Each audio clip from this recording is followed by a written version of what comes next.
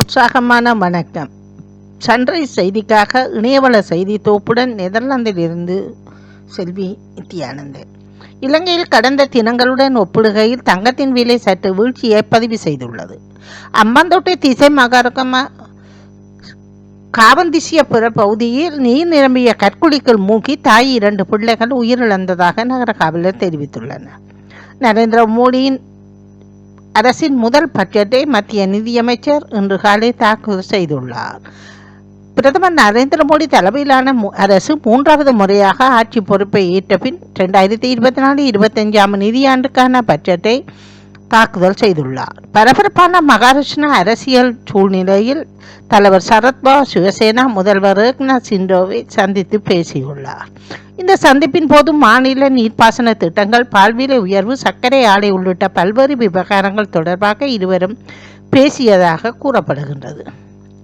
இஸ்ரேலிய தாக்குதலில் இறந்த பெண்ணின் வயிற்றிலிருந்து ஆண் குழந்தை உயிருடன் காப்பாற்றப்பட்டதாக நாசா மருத்துவமனை தெரிவித்துள்ளது. பல பிரபலங்கள் சமூக வலைதளங்களில் உணவு உட்கொள்வது தொடர்பில் பல சவால்களை மேற்கொள்கிறார்கள். இந்த நிலையில் உணவு சவாலில் ஈடுபட்டிருந்த போது சீனாவைச் சேர்ந்த சமூக வலைதள பிரபலம் பரிதாபகரமாக உயிரிழந்துள்ளார்.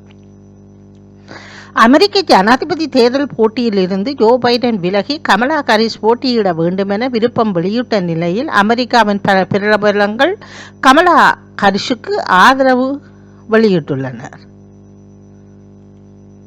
பிரித்தானிய இளவரசர் ஹரிக்கு இன்னும் சில வாரங்களுக்கு சுமார் 7 மில்லியன் பவுண்டுகள் கிடைக்க உள்ளதாக மறைந்த எலிசபெத் மகாராணியாரின் தாயான முதலாம் எலிசபெத் ராணியார் தனது குடும்பத்துக்காக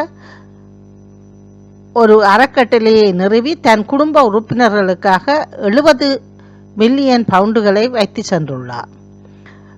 பிரான்ஸ் தலைநகர் பாரிஸில் இம்மாதம், அதாவது ஜூன் மாதம் 26ஆம் தேதி ஒலிம்பிக் போட்டியில் துவங்க உள்ள நிலையில் பிரான்ஸ் சர்வதேச ஊடகங்களில் தலைப்பு செய்தியாகி இருக்கின்றது. ஆனால் ஒலிம்பிக்கில் பிரான்ஸ் வருவோர் எண்ணிக்கை அதிகரிக்கும், சுற்றுலா வருவோய் அதிகரிக்கும் என எதிர்பார்த்த பிரான்ஸ் அரசுக்கு ஏமாற்றமே கிடைக்க இருப்பதாக தகவல் வெளியாகியுள்ளது.